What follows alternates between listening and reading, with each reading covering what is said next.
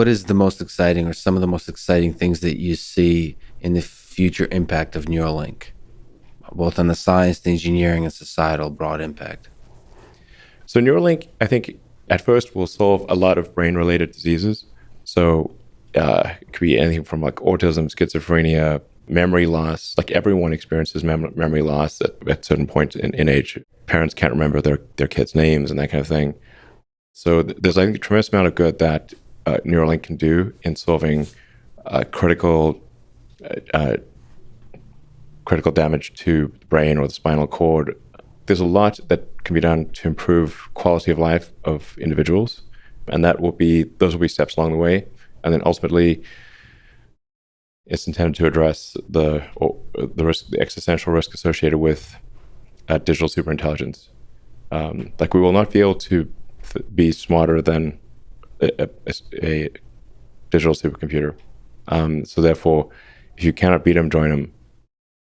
And at least we want to have that option. So you have hope that Neuralink will be able to be a kind of connection to allow us to merge, to ride the wave of the improving AI systems?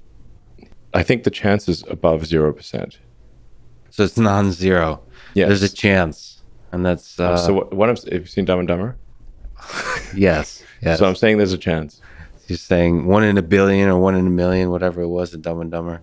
You know, it went from maybe 1 in a million to improving.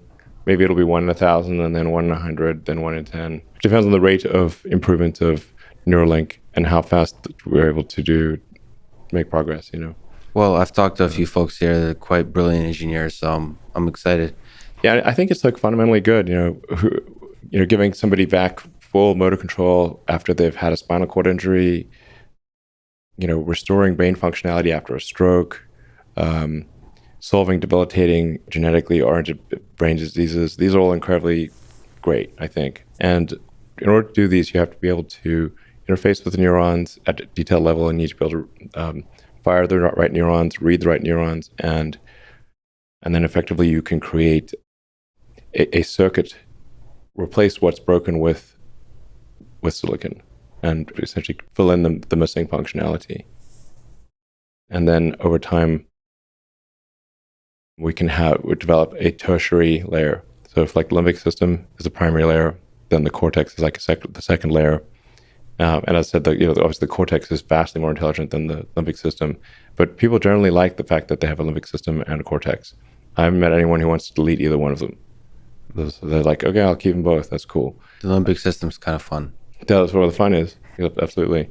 And then people generally don't want to lose the cortex either. Right, so they like having the cortex and the limbic system. Yeah. And then there's a tertiary layer, which will be digital superintelligence.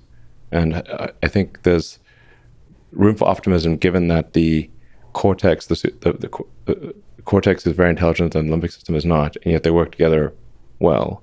Perhaps there can be a tertiary layer where digital superintelligence lies, and that will be vastly more intelligent than the cortex, but still coexist peacefully and in a benign manner with the cortex and limbic system. That's a super exciting future, both on the low-level engineering that I saw is being done here and the actual possibility in the next few decades. It's important that Neuralink solve this problem sooner rather than later, because the point at which we have digital superintelligence, that's when we pass the singularity, and things become just very uncertain. It doesn't mean that they're necessarily bad or good, but the point at which we pass singularity, things become extremely unstable. So we want to have a human brain interface before the singularity, or at least not long after it, to minimize existential risk for humanity and consciousness as we know it.